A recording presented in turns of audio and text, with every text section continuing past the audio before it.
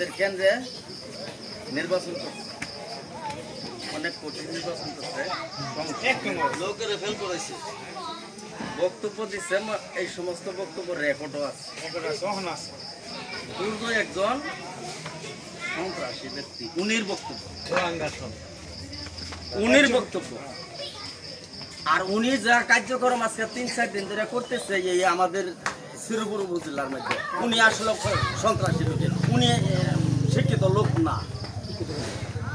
কালকের একটা যারা মোবাইল চালান, গতকালকের একটা আনুষ্ঠানিকভাবে আমাদের জেলা প্রশাসকের সাথে যে একটা মূর্তি মানে শহীদারের সাথে খারাপ ব্যবহার করতে হবে। উনি শিক্ষিত মানুষ কেউ বলতে পারে না, কারণ হলো উনি উপজেলা নির্বাচন করতে আসে, ইউনিয়ন পরিষদের মেম্বারি নির্বাচন করতে আসে, তাহলে উনি একজন যোগ্যতা লোক লোক নির্বাচন করতে আসে উপজেলা একটা এমপির এরিয়ার বোর্ডে নির্বাচিত হবে, তার কি আচরণ এই হিজড়া আচরণ থাকতে পারে? সে হিজড়াদের মতন আচরণ করছে প্রশাসনের সাথে, পাবলিকের সাথে। হিজড়াদের কি হচ্ছে দেখছেন না? হিজড়ারা তো আমরা টাকা আমার কাছে কালেকশন করতে যাই, টাকা চা, কিন্তু থামা দিয়ে টাকা চা, সে তো এই আচরণ করছে। সে শিক্ষিত মানুষ নাকি? সে একটা মূর্খ, খারাপ। তাকে আমরা কোন সময় ভোট দিতে পারি না, দিলে আমাদের ভোটটা অপব্যবহার হবে, ক্ষমতার অপব্যবহার হবে। ভোট আমার একটা অধিকার, পবিত্র জিনিস, এটা যদি আমরা ভালো পাত্রে না দেই তাহলে জবাব করতে। উনিদের মুখের কথাই উনি ভালো পাত্র না, গত নির্বাচনে বইলে গেছে। তাহলে আজকে হঠাৎ করে অল্প কয়েকদিন হয়েছে একটা নির্বাচন গেল, আমাদের জাতীয় নির্বাচনটা। এই নির্বাচনটা না যাইতে যাইতে হঠাৎ করে এই লোকটা ভালো হয়ে গেল, তাহলে উনির আচরণ তো ভালো হইল না দেখি না। হঠাৎ করে আমের মুহ, আমি একজন ব্যক্তিত্ব, এই ইউনিয়নের চেয়ারম্যান, জনপ্রতিনিধি। হ্যাঁ, তাহলে আপনি কিছুদিন আগে বলছেন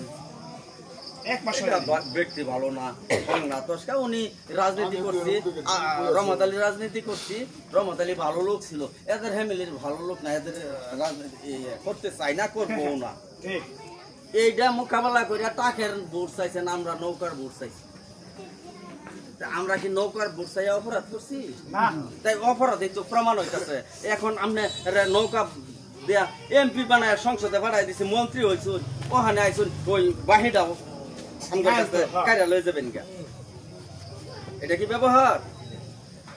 এইগুলি আপনাদের বিবেচনা বিচার বিশ্লেষণ করিয়া দিবেন জনগণের কাছে, পাবলিকের কাছে, আমাদের প্রত্যেকেই। আমি মনে করি এখানে যারা উপস্থিত হয়েছেন সকলেরই একটা দায়িত্ব আছে, প্রত্যেকের বাড়িতে এই 21 তারিখে ভোট চাওয়ার একটা অধিকার আমাদের উপরে আছে, করতে হবে, ভয়ের কোনো কারণই নেই, এটা আপনারা প্রয়োগ করেন।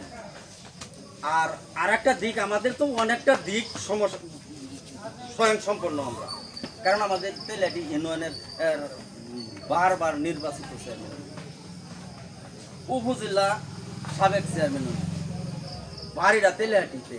তাহলে আমাদের তো সবকিছু আমরা এই আমগর জিনিসটা যদি আমরা ধরে না রাখতে পারি, তারা জনে ধরে রেখে আমাদের ধরে রাখতেই হইব।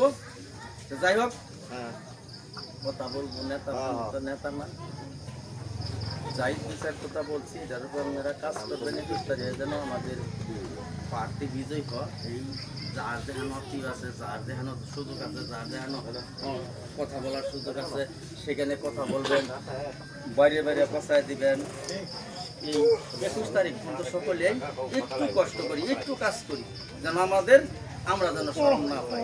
আর বিজয়টা ইনশাল্লাহ দেখায় দেওয়া হবে। এটা তেলিয়াটি বাসী কি রেজাল্ট দিবে, আসছে বড় বড় রেজাল্ট অন্য অন্য ইউনিয়নে নিয়ে উপস্থিত হয়ে দাঁড়ায়। আমরা রেজাল্টটা ভালো দিয়ে তাহলেই হইল, যে আমরা যেন ভালো রেজাল্টটা করতে পারি, সেটার উপর নির্ভর করে আমরা কাজ করবো। আমার কথা।